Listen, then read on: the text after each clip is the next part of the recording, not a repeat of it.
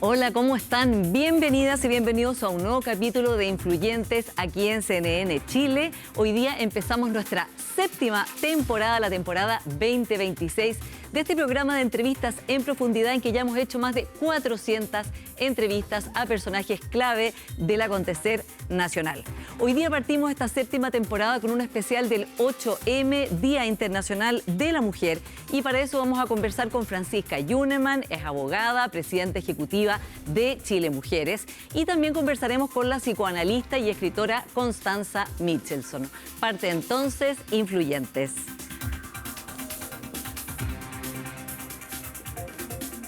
Francisca, muy bienvenida al programa. No, muchas gracias a ti, Paula, y a CNN por esta invitación. La verdad que estar este Día de la Mujer contigo, para mí y para Chile Mujeres, es un honor estar con una periodista de excelencia y comprometida, además, ¿cierto?, con la igualdad de oportunidades, la igualdad de derechos. Así que estoy en este día muy contenta, Paula, de estar acá. Bueno, muy contentos estamos también nosotros, Francisca, de inaugurar esta séptima temporada en este día además tan especial. Chile Mujeres lleva 10 años, ya cumplió una década, Francisca, y has visto cómo ha cambiado la situación de la mujer y de los distintos tipos, digamos, las mujeres en general en nuestro país. Hay cambios positivos, hay pendientes, vamos a hablar largamente de eso también porque tú has sido una de las personas que más ha impulsado la Sala Cuna Universal, que desgraciadamente no se ha logrado hasta el momento y que esperamos que se logre en adelante. Así que partamos por tu mirada, Francisca, en esta década de trabajo en Chile Mujeres. ¿Qué es lo más relevante que se ha logrado? Partamos por lo que se ha logrado, siempre hay que partir por el vaso medio lleno. A mí me gustaría ir más atrás de la década de Chile Mujeres, después obviamente hacemos el zoom en la última década, porque la verdad es que cuando uno está trabajando día a día en esto, no es algo que uno haga paralela a una pega, es nuestra pega ejecutiva, de repente uno se empieza a desanimar, ¿cierto? Uno dice que seguimos con el desempleo alto, la participación laboral evoluciona muy lentamente. Nosotros medimos permanentemente a través de informes laborales económicos cómo van evolucionando, decimos sumo los grupos, cómo están según si tienes hijos, no hijos, según las edades, en fin, según las edades del hombre y las mujeres. Siempre estamos midiendo todos los indicadores empresariales también.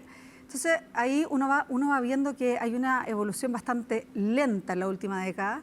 De hecho estamos como una especie de meseta, o sea, la participación laboral ha evolucionado solamente 3 puntos porcentuales Claro, muy bajo incluso comparándonos con Latinoamérica, ¿no? Exactamente, entonces ahí hicimos un ejercicio por nuestros 10 años y dijimos, vamos a ver desde que tenemos estadística del empleo en Chile cómo hemos evolucionado. Y yo en el verano hice otro ejercicio y dije, quiero empezar a ver nuestra historia como mujeres, como parte de la humanidad. Y además también por los 10 años hicimos también un estudio pronto a publicarse sobre toda la evolución de los derechos civiles y laborales relacionados con la autonomía económica. Yendo un poquito como... la verdad es que es bien impresionante, ¿eh? Y ahí uno se anima y dice, somos un eslabón de una cadena. Y ese es un enfoque que quienes nos dedicamos a esto tenemos que tenerlo. Sobre todo, Francisca, que hay que pensar que el derecho a voto fue del año 52 del siglo XX, o sea, ni siquiera se han cumplido 100 años desde el derecho a votar, así como que hubo que luchar, ¿no? Muchas mujeres lucharon porque pudiéramos estudiar en la universidad, algo que hoy día realmente las universitarias ni se lo imaginan, que hubo un momento en que estaban impedidas de estudiar.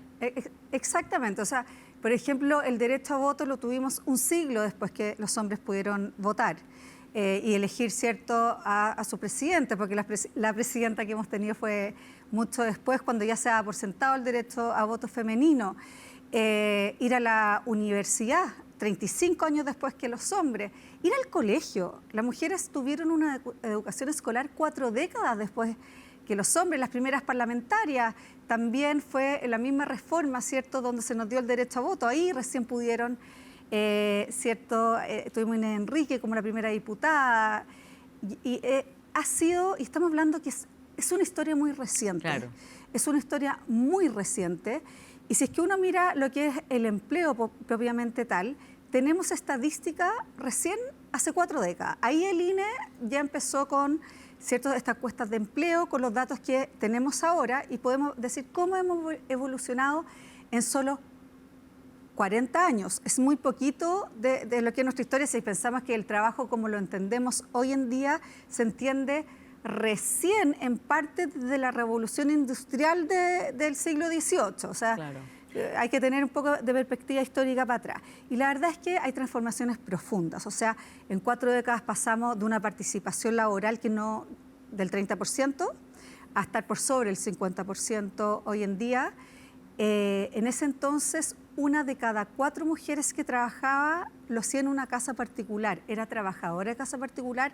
Hoy es 1 de 20. Las mujeres ocupadas laboralmente que tienen educación superior completa se triplicaron.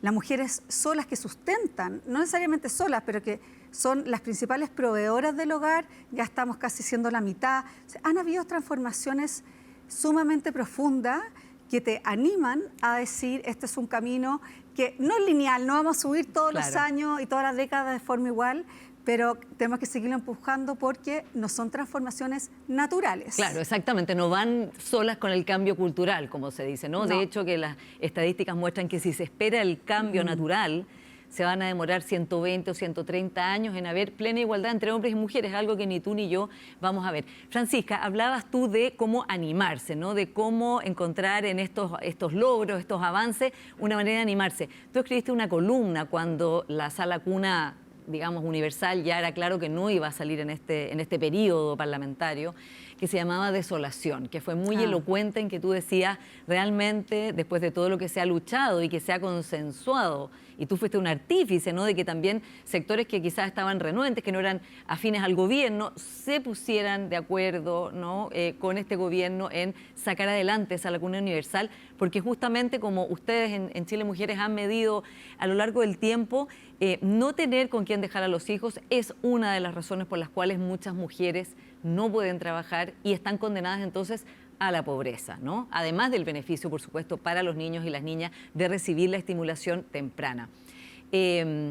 ¿Cómo estamos hoy, Francisca, en que va a empezar un nuevo gobierno? Ya no salió en este gobierno esa lacuna universal, se llevan tramitando 27 años, 28 años, 3 décadas, se sabe ya que este famoso artículo del Código del Trabajo, el 203, que hace que la sala cuna sea solo para empresas que tienen más de 20 mujeres, lo que hace es penalizar el empleo femenino, pero no lo logramos cambiar. ¿Sigues sintiendo esa desolación o tienes esperanza de que el nuevo gobierno ahora se empeñe en sacarlo adelante? Sí, esa columna Desolación, a mí me cuesta, yo soy muy técnica y me cuesta mostrar sentimientos en las columnas, pero la verdad es que no pude no llamarla así, porque la desolación es un sentimiento que es una mezcla entre una sensación de abandono y una pena profunda. Esa es la desolación. Todos los seres humanos lo hemos sentido en algún momento de nuestras vidas, pero nunca pensé que se podía sentir por el fracaso de una política pública. Y es porque ese abandono a esas mujeres de las cuales tú hablas, tenemos que pensar que tenemos 25.000 mujeres, madres con niños menores de 2 años en el desempleo, o sea, buscando pega, y que es muy difícil que se la den, porque si quieres la mujer número 20 o ya tienes 20 mujeres y tienes un niño o una niña menor de 2 años, te de que pagarse a la cuna. Ese abandono lo sentimos como propio. ¿Y por qué lo sentimos como propio? Fue porque la verdad es que técnicamente se había logrado cosas que ni siquiera en el gobierno del presidente Sebastián Piñera se habían logrado. Yo no tengo ninguna duda que si ese fuese un proyecto de un gobierno de derecha, los parlamentarios de derecha lo hubieran apoyado. No tengo ninguna duda porque he seguido cada artículo de los distintos proyectos de ley que hay hace una década, y es un proyecto de ley que es algo que logran las organizaciones de la sociedad civil, y esto es algo que no es un mérito exclusivamente nuestro, que es que la gracia de este tercer sector, al cual yo quiero reivindicar, porque de repente se piensa que el país está la empresa y el Estado y no existe nada más, pero está este tercer sector que es muy importante, que es que se mantengan vivas ciertas políticas públicas u otro tipo de iniciativas de un gobierno a otro que de otra manera pueden perder relevancia o pueden simplemente desaparecer. Y este gobierno lo que hace es tomar el proyecto de ley, el segundo proyecto de sala cuna del presidente Piñera, que a todo esto lo presentó en enero y él dejaba en marzo, o sea, también fue un proyecto de ley, pero fue su segundo. Primero hubo uno bastante mejor que ese segundo. Y era un proyecto que no nos gustaba, encontraba que no tenía los principios necesarios para realmente desvincular el costo de sala cuna de la contratación de mujeres y fomentar el empleo formal. Entonces, ¿qué es lo que hace el gobierno? Toma esto para decir nosotros vamos a respetar el trabajo hecho por un gobierno de derecha y lo vamos a mejorar. Y en esas mejoras trabajamos mucho. Y no solamente Chile Mujeres, claro, muchas organizaciones de la sociedad civil, también Comunidad Mujer, por claro. ejemplo, que lleva también décadas preocupada de esto. Nosotros hicimos movimientos a la cuna hoy, que eran más de 30 organizaciones de mujeres, donde está Mujeres Empresarias, está...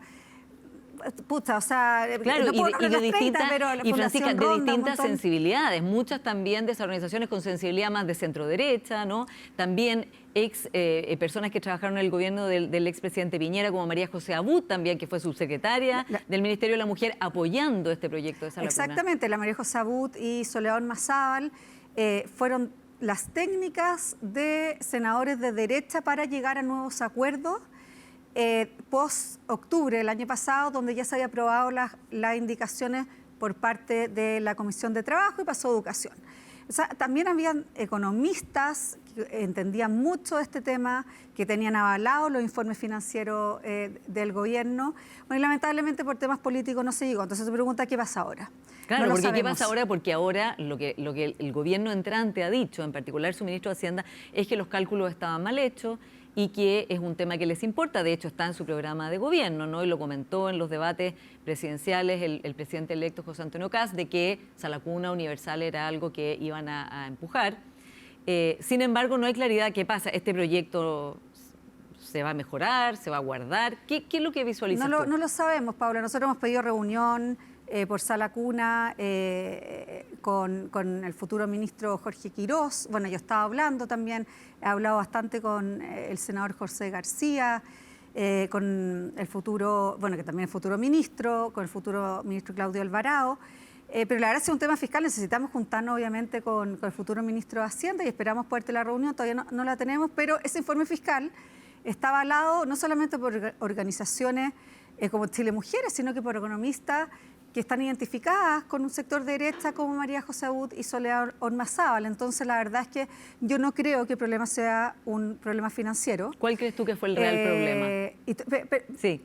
¿Por qué no creo que sea un tema financiero? No, ese argumento no me convence, se lo he dicho directamente a los futuros ministros, porque el programa de gobierno del futuro presidente José Antonio Kast propone una nueva ley de Sala Cuna financiada 100% por el Estado, ¿ya? Se estiman en promedio que esto vale aproximadamente 310 millones de dólares. En este proyecto en trámite, el fisco solamente aporta con un 15%, que corresponde a aproximadamente 46 millones de dólares al año y que se pagan solos, además. O sea, el fisco no solamente se le paga esto, sino que gana con este proyecto. ¿Y por qué gana con un proyecto así? Porque tú generas mayor empleo, entregas herramientas para que mujeres que están fuera de la fuerza de trabajo puedan ingresar a trabajar porque van a tener el apoyo y el cuidado de una Sala Cuna. Y tú también ayudas a aquellas mujeres que no encuentran trabajo porque se vincula la Sala Cuna a su contratación y eso ¿qué es lo que hace? Hace aumentar el PIB. Y nosotros en Zoom de Género, el informe laboral económico que hacemos junto con el Observatorio de Contexto Económico, con Juan Bravo, un gran economista de empleo y la Cámara de Comercio de Santiago, estimamos un PIB entre un 0,1 y un 0,8%. ¿Por qué? Porque esto podría generar este proyecto entre 15.000 y 150.000 empleos de mujeres. Es decir, el Estado gana. Y además solamente con un 15% de aporte del total versus el 100% que propone el programa de gobierno del presidente José Antonio Kast. Entonces, la solicitud que yo ya le he hecho con los ministros que he podido hablar es súmense a este proyecto, hagan las correcciones que ustedes estimen, todos los proyectos son mejorables, nada de lo que está escrito en piedra. Siempre que haya una mejor idea, bienvenida sea, pero no sabemos cuáles son esas ideas. Claro, la misma ministra Antonia Orellana decía que no habían recibido ninguna contrapropuesta. Nosotros tampoco, nosotros como organización de la sociedad civil tampoco hemos recibido mejor idea. Yo también hay otra columna que, una que también es la tercera, que fue una típico como comparando el frente a frente, y aquellas personas que solo critican, pongan las mejores propuestas sobre la mesa, porque si tienen alguna idea más creativa o técnicamente mejor, que la pongan. Nosotros no la hemos tenido. Ahora, lo que sí que en estas indicaciones como fracasadas, que no se pudieron presentar, sí habían propuestas que se trabajaron con los sectores de derecha y con idea de algunos gremios, que efectivamente se mejoraba, sí se mejoraban, en el sentido que te ayudaba más un poco como a las pymes porque quedaba más claro que no ibas a tener que pagar por sobre lo que te va a Claro, porque las transferir el pymes fondo. también han alegado harto, ha habido muchas cartas y qué sé yo, de pymes diciendo, de organizaciones de pequeñas empresas diciendo que esto les encarecería el costo a ellas. Sí, pero la verdad que a nivel agregado, esto te produce reducciones salariales. O sea, te rebaja los costos, que esto también es súper importante. Si dice que las pymes actualmente no pagan sala cuna y que por esta ley pasarían a pagar sala cuna, eso no es verdad. El 50% de la pequeña empresa y el 80% de la mediana empresa hoy sí paga sala cuna porque tienen a 20 o más mujeres contratadas y lo pagan a un costo directo y muy elevado. Entonces, esto tú lo vas a lograr. Las que no pagan actualmente sala cuna son las microempresas porque tienen un máximo de 9 personas contratadas. Y por definición no vas a tener a más de 20 mujeres, no tienes cómo. Esas efectivamente las microempresas que están totalmente, digamos, desperdigadas por el territorio, no tienen gremios que la representen, son las que estarían obligadas y que actualmente no están obligadas, pero podrían dar el beneficio según estas indicaciones que finalmente se presentaron esta semana, pero se tuvieron por no presentadas. Ahí vamos a hablar lo que viene. Incluso por 1.000 pesos mensuales, si tomamos lo que pagan en promedio. Claro, 1.000 pesos mensuales no es algo que a ninguna empresa le haría un problema. ¿Qué esperas del gobierno que se inicia? Ya que tú has dicho una frase bien impresionante, que los parlamentarios de derecha, si hubiera sido un gobierno de derecha, lo habrían votado a favor tal cual está. Entonces, hace sentido lo que dijo Carental en una entrevista cuando esto pasó. Dijo, o es porque no querían darle un triunfo o digamos, un logro al gobierno de Boric, o quizás también, estoy aquí de memoria repitiendo, porque tiene una concepción más conservadora de las mujeres, lo cual también es muy preocupante, ¿no? Una cosa, la otra, las dos. Yo no sé cuál es la razón, porque a mí me encantaría, cuando yo hablo, ¿cierto?, y converso con parlamentarios, futuros ministros, sí me expresan una voluntad de sacar esto adelante. Yo creo que es un tema de desconfianza. Es un tema de desconfianza, que es que yo creo que un gobierno que va a asumir tiene miles de desafíos, tiene que estudiar las cosas en profundidad. Yo creo que a lo mejor sienten que no han tenido el tiempo de estudiar esto en profundidad. Y yo creo que es honesto decir, no hemos tenido el tiempo de estudiar esto en profundidad, a lo mejor no lo sé. Pero un proyecto que lleva 27 años tramitándose. Exactamente, o sea, si tú opinas, debiese estudiarlo, por supuesto, debiese estudiarlo en profundidad. Pero yo creo que algo que es una profunda desconfianza. De hecho, yo veo cómo interpretan, por ejemplo, las indicaciones nuevas que van saliendo. Y siempre hay una visión como de por dónde me van a fregar, ¿te fijas? Nosotros no la interpretamos de esa manera, no vemos como la mala intención, sino que lo tratamos de ver siempre de una forma muy, muy objetiva. Y yo creo que la desconfianza finalmente te paraliza como país, la desconfianza te paraliza. Y nosotros necesitamos más progreso, y necesitamos más progreso a través de más empleo, necesitamos más progreso a través de que las personas puedan cumplir sus proyectos de vida en todos los ámbitos en que se desarrollan. Francisca, tú decías que has pedido reuniones, no te han dado reuniones, esperemos que te den reuniones más adelante a Chile Mujeres y a todas las organizaciones de la sociedad civil que han trabajado por la Sala Cuna Universal. ¿Qué le pedirías al gobierno entrante en materia de derechos de las mujeres? ¿Y qué les pedirías que no toque? Porque también hay muchas personas, especialmente del actual oficialismo, luego va a ser oposición o digamos del progresismo, hay dudas, se han planteado de que pueden haber retrocesos en materia de derechos de las mujeres. Bueno, primero, para ser justa, nosotros sí, por ejemplo, el senador futuro ministro José García, sí nos reunimos con él, también he conversado bastante con el futuro ministro Claudio Alvarado, o sea, no es que nadie nos haya recibido ni dado reuniones, también los senadores también nos hemos juntado con ellos de forma permanente, entonces no quiero quitarle mérito también a las conversaciones que hemos tenido y a la disponibilidad de tiempo de ellos que están bastante ocupados. Pero con Jorge Quiroz todavía no estamos esperando esa reunión. ¿Qué le pediríamos al futuro gobierno? Le pediríamos primero que si quieren hacer un cambio estructural para realmente lograr más empleo de las mujeres, en lo cual el entonces candidato José Antonio Kast lo puso de forma permanentemente en su discurso y está en su programa de gobierno, generar más empleos para las mujeres. Esta es la reforma estructural para generar más empleo para las mujeres. Si tú en la medida que tienes una ley que encarece tanto la contratación de mujeres y a todas, no solamente las que son madres de niños menores de 2 años, tú no vas a lograr. Por eso somos tan insistentes nosotros con este proyecto de ley, porque todo lo otro es un poquito más cosmético, ¿ya?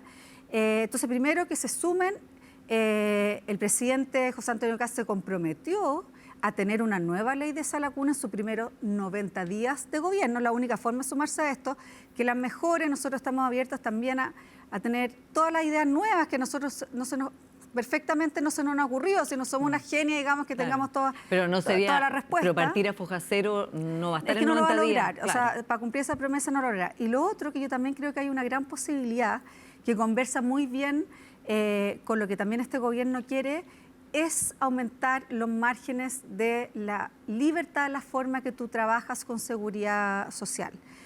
Nosotros creemos y fuimos muy críticas con este gobierno del presidente Gabriel Boric cuando se redujo significativamente la posibilidad de trabajar sin control horario. ¿Ya? Tú, en todas las encuestas que nosotros hacemos... Claro, la flexibilidad horaria es algo clave, es ¿no? lo primero que te dicen, o sea, muy por sobre el teletrabajo.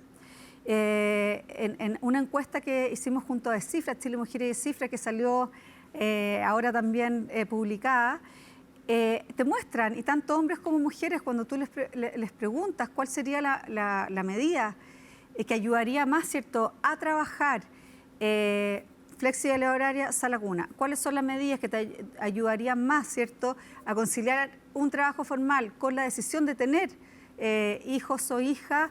De nuevo, siempre te aparecen. Entonces, están estos dos temas en las prioridades. Y ahí yo creo que sí hay que flexibilizar el marco laboral. Hubieron avances en el gobierno anterior también con la ley de 40 horas. Está la posibilidad, ¿cierto?, esta jornada 4x3, trabajar 4 días y descansar 3. Ayuda mucho cuando tú te tienes que mover, además de un lugar a otro geográficamente. Está la alternativa de mensualizar la jornada, que eso no existía, pero se retrocedió libertad horaria y nosotros creemos que eso fue un error.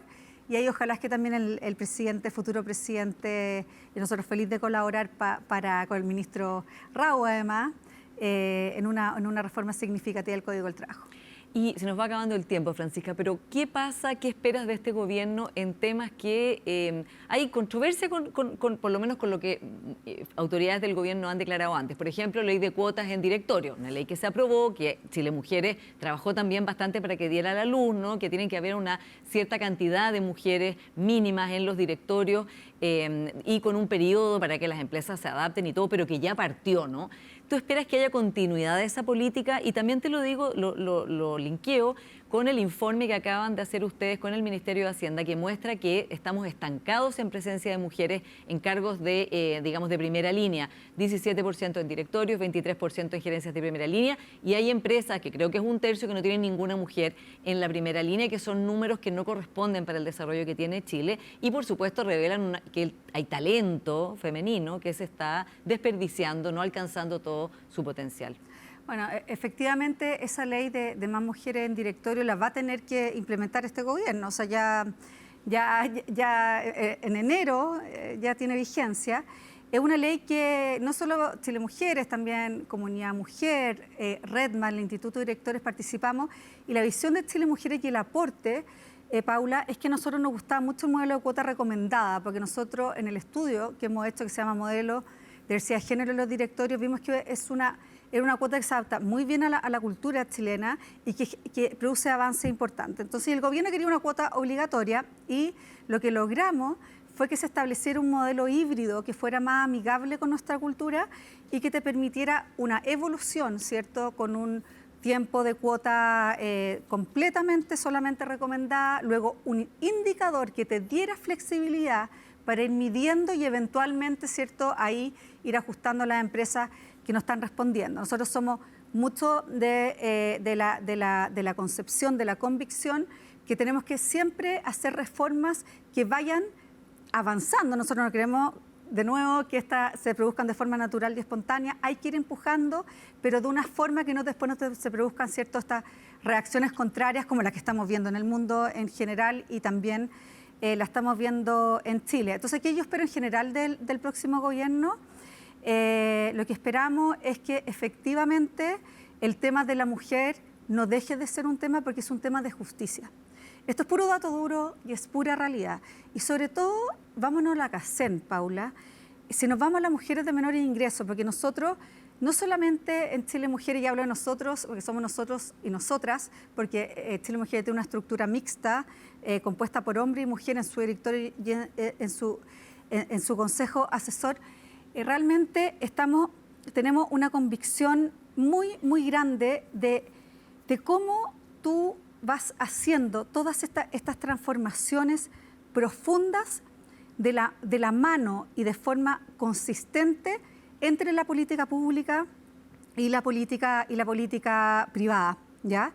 Si es que tú tratas de invisibilizar el tema de las mujeres, y ahí vuelvo a la CACEN, y no solamente mides la brecha, solamente mides la brecha entre hombres y mujeres, tú invisibilizas a las personas más necesitadas de Chile, que son las mujeres de los quintiles de menores ingresos. ¿Y qué es lo que vemos ahí? Nosotros vemos que la mujer del quintil de menor ingreso no tiene una participación laboral ni siquiera del 30%. Del quintil con mayor ingreso, 78%. Tenemos un desempleo, las mujeres del quintil de menor ingreso llegan del 27%. O sea, es terrible el desempleo una de que cada tienen. tres, claro. O sea, y después la informalidad laboral, o sea, aquellas poquitas que tienen un empleo, el 60% es informal. Entonces, esto de como Chile Mujeres, nosotras y nosotros, ¿cierto?, de visibilizar no solamente la brecha de género, sino también entre las mismas mujeres, visibiliza la importancia de un tema de justicia y de un dolor profundo de estas mujeres que no tienen redes de apoyo, que no tienen salas cunas a las cuales pueden acceder. Si no, es que las salas cunas públicas, ellas tienen acceso a las salas cunas públicas. Hay 1.500 niños y niñas en la espera de las salas cunas públicas porque no dan abasto. Tienen la mayor discriminación porque tienen que pagar mucho con sala cuna en proporción a los sueldos que ellas reciben. O sea, se puede incluso no le compensa. Duplicar el sueldo si que tienen jornada parcial. Entonces, en ese sentido, no nos olvidemos de la CACEN, no nos olvidemos de la pobreza. Y si es que, como hemos visto en el discurso que preocupa la pobreza y preocupa el empleo en el futuro gobierno, tenemos que preocuparnos necesariamente del empleo femenino y de las mujeres de los menores quintiles. Y, por cierto, la sala cuna ahí juega un papel fundamental. Francisca Yuneman, muchas gracias por esta conversación. Gracias a ti, Paula. Y vamos a ir a una pequeña pausa y ya seguimos con más influyentes. Viene la psicoanalista Constanza Michelson. Espérennos.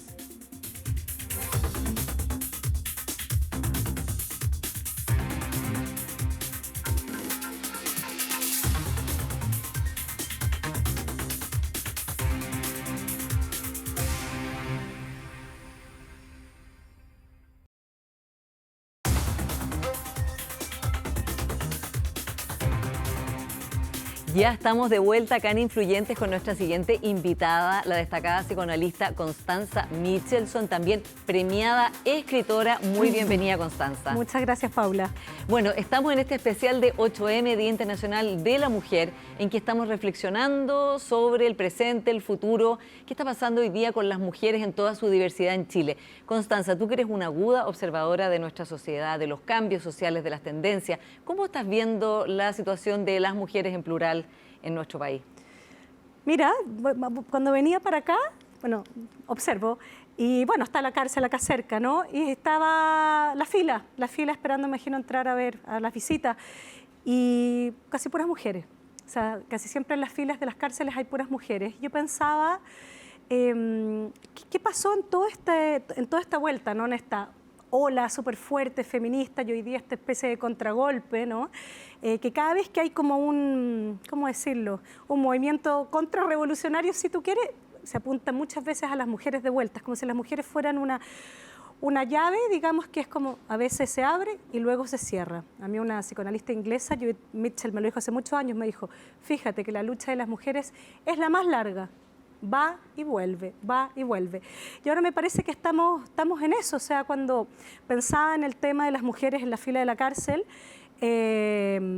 bueno, pensaba también si esta ley que todavía no sale, que se ha demorado más de 20 años, la ley de sala cuna, hubiera afectado más bien a los hombres o a quienes hubieran cuidado de los hijos, seguramente ya habría salido, ¿no? Claro, así como muchas otras cosas habrían salido si en realidad afectaran a los hombres más que a las mujeres, ¿no?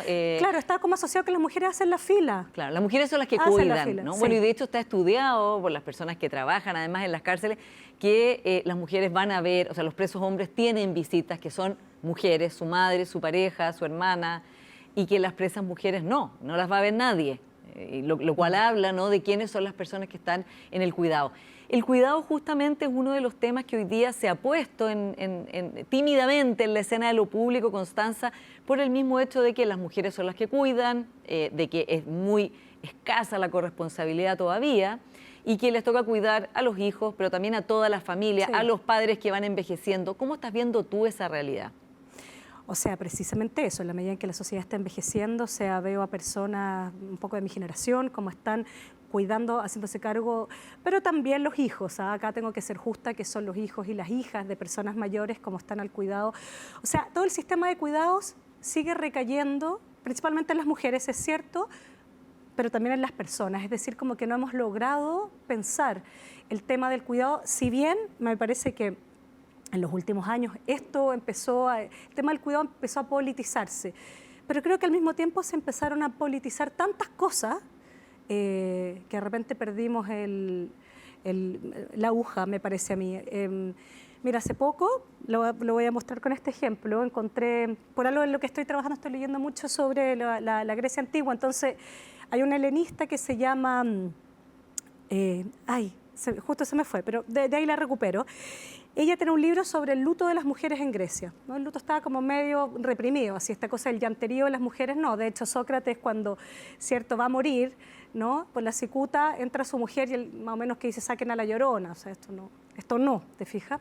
Entonces ella, ¿cómo se llama? Necesito recordarla. Bueno, Ya vendrá. voy a quedar con esa vendrá. deuda. La vamos a invocar. Sí. Y ella, entonces, tiene en este libro sobre el luto de las mujeres un capítulo donde ella se pone a discutir con Sartre en los 60, en plenos movimientos de liberación y todo.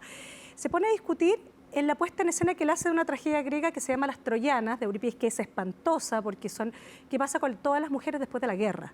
Los que ganan se las llevan y, bueno, cada uno podrá imaginar las consecuencias de eso para esas mujeres. Entonces es una obra lírica donde hay mucho llanto, hay mucho lamento.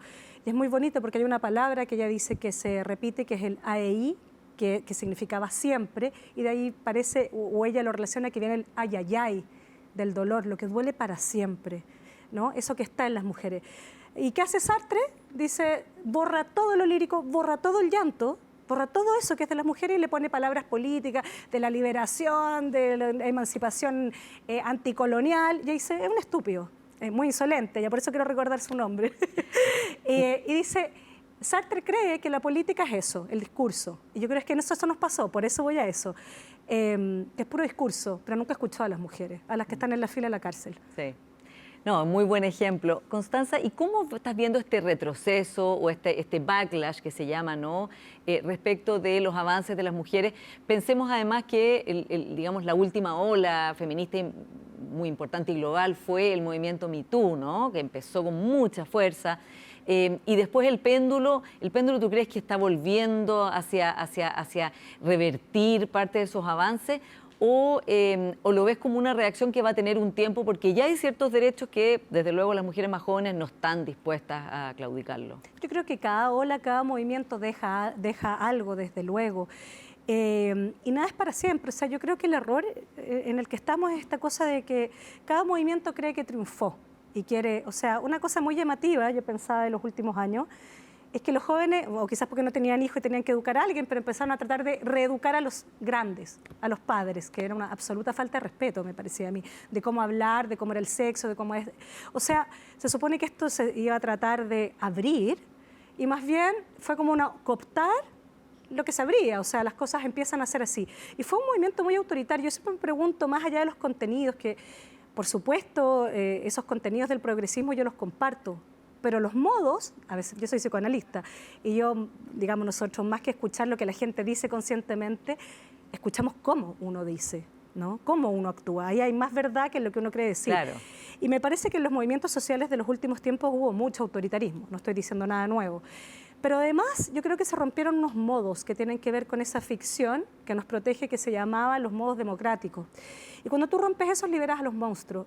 Y yo creo que algo de la cuestión del péndulo que se da vuelta tiene que ver con eso, digamos, que cosas que daban vergüenza hace 5 minutos decir, digamos, qué sé yo, racista o contra las mujeres o contra las minorías, parece que hoy día empiezan a no dar vergüenza.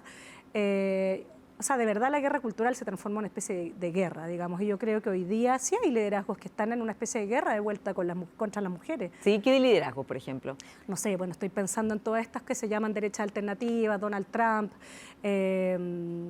que uno podría pensar, bueno, son conservadores. Me parece que no son conservadores, es un movimiento por el contrario que es un poco más bien como de romper cualquier pacto, ¿sí? Y por eso creo que cuando en esta cosa de creer que este es el fin, yo tengo la última palabra, porque yo creo que los movimientos sociales también lo creyeron. Sí, o sea, era como listo, Chile cambió, el mundo cambió. Bueno, no, parece que no.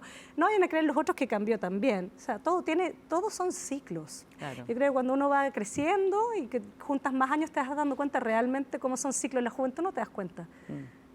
Y es muy interesante, Constanza, también la juventud actual, que tiene, podríamos analizar muchas de las tendencias que hoy día están viviendo, pero hay una que realmente es global y muy preocupante y con muchas consecuencias, que es que no quieren tener hijos, ¿no? Evidentemente, si una mujer o un hombre no quieren tener hijos, es su derecho y está muy bien que no lo hagan, pero hay ciertos temores a la maternidad, e incluso hay personas que quieren ser padres, pero sienten que no van a tener el apoyo, que la sociedad lo hace muy difícil. ¿Cómo estás viendo tú ese cambio, que ha sido un cambio en una generación, ¿no? Que ha pasado en esta generación y que, como decía, va a tener consecuencias, es una bomba demográfica que va a afectar todo el resto del funcionamiento de la sociedad? De todas maneras, bueno, yo creo que ahí se cruzan un montón de cosas, ¿no? O sea, pienso que hay que intentar como salirse de esta cuestión que yo creo que en un tiempo la sociología como que pasó a ser una especie de etiqueta de los medios de comunicación, de nombrar y cerrar esto en generaciones. Y lo que eso provoca es como culpar a ciertas generaciones, así como está este chiste de los más jóvenes, que los boomers son así o que los millennials son no sé cómo. Cada generación responde a su tiempo, o sea, estos son procesos mucho más profundos y más grandes que la voluntad de los sujetos, me parece. Entonces, creo que el tema de la natalidad también hay que leerlo desde ese punto de vista. O sea, por una parte, una cuestión que yo siempre pregunto, y generalmente la gente contesta lo mismo, y que es como, cuando uno pensaba en el futuro en los 90, ponte tú, dígame qué imagen de futuro venía. Siempre hago este ejercicio, ¿cómo iba a ser el futuro según los 90? Pero digo, piensa en algo rápido, sin decir nada muy inteligente. La imagen del futuro. Era como desarrollo moderno, bueno, además en los 90 veníamos saliendo de la dictadura, o sea, era como una apertura de Chile también, ¿no? Era como los supersónicos, dicen todos los autos. Era una cosa como, no sé si tonto o no, pero tecnológico. O sea, pero al menos había una idea de que existía algo que se llamaba futuro. Entonces, bueno, tú podías seguir un camino, tratar de hacer algo con tu vida, no sé si emparejarte, perpetuarte, etcétera, ¿no? Había algo que se llamaba futuro. Eso se empieza a caer, porque si tú preguntas, y esto antes de la pandemia, ¿cómo es el futuro? ¿Cómo son las imágenes de futuro? Como distópicas, Distópicas, o sea, entre cambio climático, más, bueno, todos los conflictos, además ahora estamos en un mundo en guerra, ¿no? Bueno, sí. Entonces hay una especie hace rato como de razón apocalíptica, sino como que no, esta cuestión se va a acabar, somos como los últimos, y que por supuesto eso tiene consecuencias antropológicas, está toda esta cosa que es que a todos se le pone nombre hoy día y eso lo hace más terrible porque no permite pensar por uno mismo, la ecoansiedad, o sea, a todo se le pone una especie de etiqueta. Me parece que tiene que ver también con un poco la detención del ascensor social, que hace muy difícil, entonces sacando los números, efectivamente, tener hijos. Hay otro tema que también es esencial y que cuesta mucho emparejarse. Me parece que también hay un gran dilema en torno a eso. Creo que sí es verdad que se ha abierto una posibilidad de que más mujeres puedan decidir ser o no madres, pero al mismo tiempo eso creo que no ha corrido del mismo modo para los varones. Eva Ilius, que estuvo en Chile, ella tiene esta socióloga tiene un libro que se llama ¿Por qué duele el amor? Y ahí ella lo que explica es que dice, si bien todos estos movimientos emancipatorios a las mujeres les permiten tomar nuevas decisiones y buscar nuevos caminos, no hace lo mismo necesariamente en los hombres, donde quizá, ella dice, en la antigüedad, paradójicamente, en sociedades más tradicionales, estaban obligados a responder por ciertas cosas. Sí, si te invitaban a salir después no podían llegar y hacerte esto que se llama hoy día ghosting, no escribirte nunca más.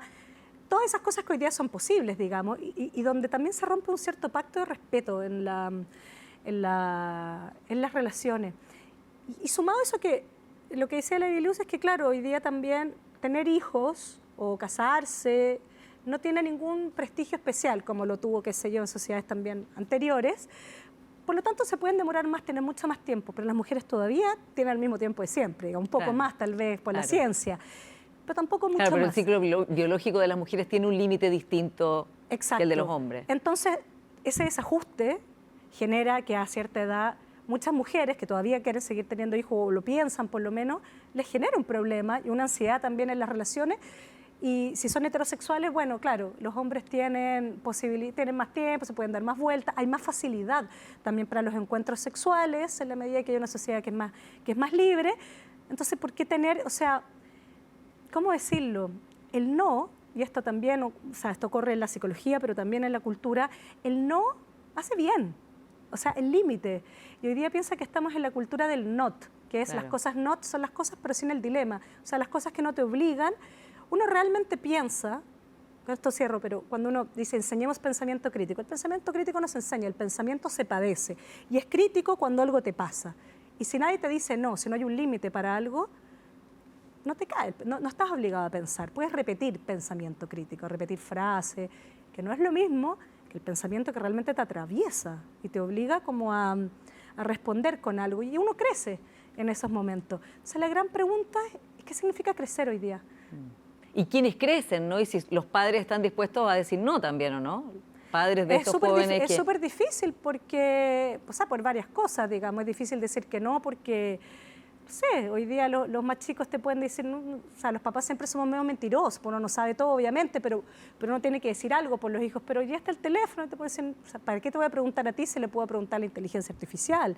O lo mismo pasa en la educación, es decir, ¿cuál es el lugar que queda o entre las generaciones? ¿Qué es lo que significa transmitir?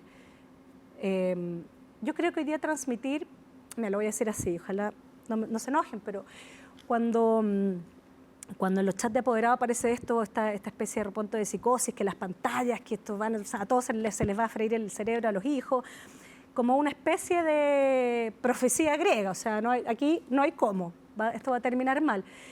Y uno se pregunta, yo misma, digamos, digo con mi hijo ahí, porque tengo que reconocer que la mejor niñera en pandemia fue las pantallas. O sea, claro, claramente, eso, con todos los costos que hubo, pero sí, claro, era eso, que la familia naufragara. Entonces uno dice, no me atrevo a decir nada en el chat, porque ¿qué van a decir? Pero decir, oye, no, podrán quizás usarlo un poquito, si esto está, y esto va a estar cada vez más, y capaz que después las pantallas van a estar acá en los anteojos, o anda a saber tú dónde. No se tratará que hoy día la cosa es cómo poder seguir transmitiendo algo a los hijos, que es las cosas con límite, el beneficio del límite, poder usar las cosas de manera vivificante y no mortífera, que es un poco lo mismo de siempre, evitar el vicio. Y eso siempre existió. Y el vicio se para cuando alguien entiende que mejor no te comas todas las papas fritas, porque si le dejas una al otro, te vas a sentir mejor, pero además te vas a hacer un amigo. Y crece, algo crece también. Sí. O sea, el no tiene algo positivo, no es puro imposición. Y ahí es donde se confunde la cuestión de que el no es represivo, que es autoritario y esas cosas. Sí. Volvamos, Constanza, a esto que estábamos planteando del tema de la mujer, de los derechos de la mujer, como un tema político que, como decías tú, reaparece cada vez que hay como un avance, se devuelve, se pone como en el foco, ¿no? ¿Cómo estás viendo tú eso en Chile hoy día, en que estamos inaugurando una nueva etapa, un nuevo gobierno, el gobierno más a la derecha desde el retorno a la democracia, una derecha más radical o ultraderecha, como sea que se llame? No es la derecha que ha gobernado, no es la derecha de Sebastián Piñera. Hay muchas personas que desde ese punto de vista tienen ideas que son contrarias al feminismo o a los feminismos. ¿Cómo el tema de los derechos de las mujeres puede salir de un espacio que ya está, como podríamos decir, bastante conflictuado, en un conflicto, ¿no? Que hace que cosas como conversábamos antes con Francisca Yuneman, la salacuna, que es algo que tiene beneficio para los niños, las niñas, las madres, los padres, para toda la sociedad, termina también siendo metido en un campo minado político? Algo que pienso es que se ha rebajado mucho la discusión política. Hace un tiempo, cosas que yo observo detalles, bueno, será el oficio, pero el otro día estaba en una sala de espera y veía el matinal y había un militar vestido de militar, explicando, no alcanzaba a escuchar, pero imagino que explicando algo de la guerra, en un matinal.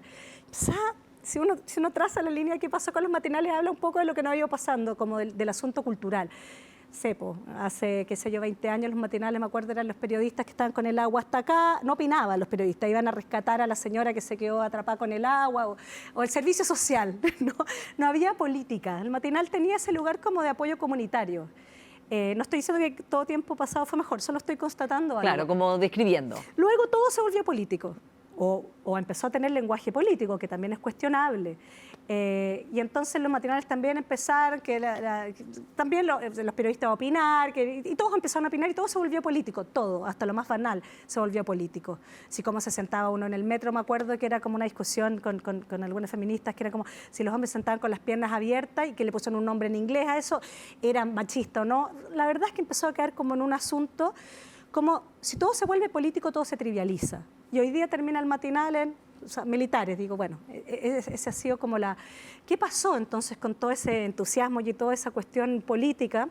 Y yo creo que, y que tampoco es una culpa, insisto, de algo generacional, sino que es algo más grande en los tiempos que nos tocan, que no es el siglo XX, donde todo es más fragmentado, ya no hay los grandes proyectos políticos, por lo tanto el tema cultural empezó a estar muy arriba, muy arriba. Y hoy día, claro, me parece que esta derecha lo que tiene es que tiene el reverso, es como poner de nuevo el tema cultural desde el otro lado y discutir eso. Yo me resistiría a seguir discutiendo lo cultural, que lo woke, que lo no woke, no me interesa nada. Me interesa la sala cuna, me interesa cómo uno puede realmente empezar a hacerle honor a las palabras para discutir, para que la política tenga sentido. Pero pisar el palito me parece de que entonces, porque también es entretenido ser oposición, entonces mientras más reaccionario se ponga a un lado, el otro también se va a poner más reaccionario. ¿Y sabes qué? Al final está todos los que en toda esta especie de guerras civiles culturales, y las no culturales también, siempre hay un tercer bando, que son todos los que estamos al medio. Y uno dice, cállense un rato. Claro. Que ganas de, o sea, volvamos a hacer política y a pensar en ciertas cosas. No puede seguir siendo una guerra cultural, eso sí me parece. Entonces, por supuesto que los mismos temas pendientes, tenemos los mismos temas pendientes, no es que nada de eso cambió, van cambiando los lenguajes, las cosas que se acentúan, pero tenemos los mismos asuntos pendientes, y lo que hablábamos recién, o sea, el tema de cómo una sociedad se hace cargo de la reproducción de la especie, los cuidados, la economía, el trabajo, la realización personal de hombres, mujeres, las diversidades, todo eso es relevante y sigue siéndolo. Sí, y es curioso porque esta misma generación, que muchos de ellos no quieren ser padres o madres, también es la misma generación, parte de ella también, que ha causado mucha curiosidad, conmoción, como quiera llamarse, polémica, por este fenómeno de los terians o de jóvenes que se disfrazan o quieren vivir la vida como de un animal y lo comparten en las redes sociales. Ha creado harto comentario. Eso, ¿cuál es tu mirada? Porque parecería como adultos que no quieren ser adultos y que quieren mantenerse como siendo niños, ¿no? Pero quizás hay algo mucho más profundo también ahí. O sea, yo creo que esto es un poco lo que pasa con hoy día, con todo, que todo se transforma en tendencia, se le pone un nombre y se esparce por los medios de comunicación, digamos. Creo que tiene un fenómeno de espectáculo más que otra cosa, no sé cuántas. Claro, y más todavía en TikTok, mundo, ¿no? Mucho más, claro. Encuentro divertido, pero más allá, o sea, si quisiera pensarlo en serio, creo que la cuestión de no sé si son los terians los que no quieren tener hijos, son chicos, son los más chicos los que están, no sé realmente, pero pienso que efectivamente hay una, y esto más allá, mucho antes de los terians, digamos, hay una tentación con la inocencia.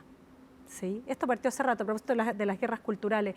Esta idea de que la vida es difícil, que a veces en el actuar, o sea, cuando esta cosa que te cae el pensamiento, estás en un dilema y tienes que decir, bueno, ¿qué hago? Actúas y luego tú miras hacia atrás y dices, ¿hice el bien o hice algo mal? Pero esta cosa de como que ciertas palabras o actuar de ciertas maneras garantizan un bien, implica poner a los malos en un lugar, a los buenos en otro. Y está esta tentación de no querer saber nada, de que vivir o crecer implica un dilema. Y más allá de los terians, esta cuestión como el infantilismo cultural en el que vivimos, de los adultos también, de preguntarle todo a los expertos, de no poder decirle que no a un hijo porque no sé qué le va a pasar. O sea, todo eso me parece que habla, por eso digo que la pregunta para mí más importante es qué significa hoy día crecer. Si acaso a alguien le importa crecer, o la psicología hoy día también se ha dedicado a esparcir diagnósticos y cosas, pero siempre la tarea de la psicología fue tratar de ayudar a las personas, porque no es algo tan obvio, que podemos crecer psicológicamente. ¿Y qué es crecer psicológicamente? Entender que la vida nos llama a enfrentar dilemas. Eso es lo más fundamental. Sabes que en un equipo que me tocó estar alguna vez, un equipo que era de personas que justamente trabajaban mediando conflictos de otras personas. Entonces ellos contaban que hace un tiempo habían puesto todos los protocolos de las cosas buenas que ahora había que poner, de esto, de lo otro, del buen trato, de género, de no sé qué, y que las denuncias de maltrato en los equipos había aumentado en no tengo idea, 200%. Entonces decían, claro, pasamos de 0 denuncias, de denunciar cosas que había que denunciar, a que hoy día no podemos resolver un conflicto entre pares, sino que todo es la acusación, bueno, toda esta cuestión punitiva que empezó, pero que nos volvió un poco más tontos. Y eso a mí me preocupa, que todo nos vuelva un poco más tontos, un poco más infantiles, porque es peligroso, ¿no? Sí. Si las personas no estamos dispuestas como a asumir, reparar las cosas, ¿no? Reparar es mucho más difícil que criticar o que no sé qué. Reparar es entender los grises, que uno lo entiende a veces y después no, digamos, es a rato. Sí. Y van a terminar porque se nos acaba el tiempo, Constanza, en este 8M, Día Internacional de la Mujer. ¿Qué logros, avances, reparaciones te gustaría ver en la generación de tu hija logradas? Ya que esto es una cadena, nuestras abuelas pelearon por ciertas cosas, nuestras bisabuelas, para qué decir, nuestras madres, nosotras. ¿Qué quisieras que la generación de tu hija, tus hijas, esa generación, lo lograra dentro de tu espacio de vida? Ay, quizás que les va a tocar, pero pienso, bueno, desde luego algo que está pendiente, bueno, pero que está ahí. Yo creo que eso ya comenzó, hay que seguir peleándola, que es el tema de los cuidados.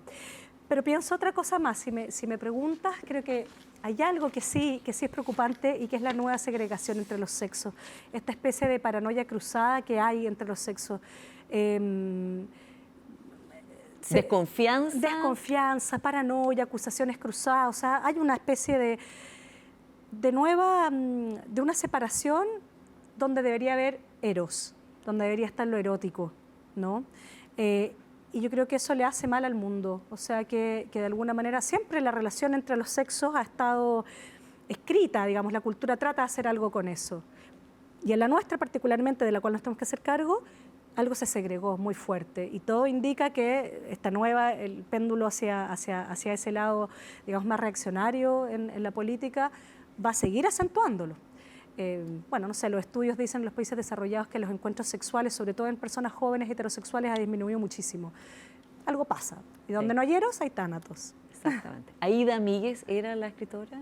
No. ¿Quién? Aída Míguez era no. Invocamos mal a la autora. Pero lo vamos a tener que poner ahí en las redes sociales. Lo tendremos para una nueva conversación, Constanza Michelson. Muchas gracias por esta conversación de hoy día en este especial de 8M. Gracias.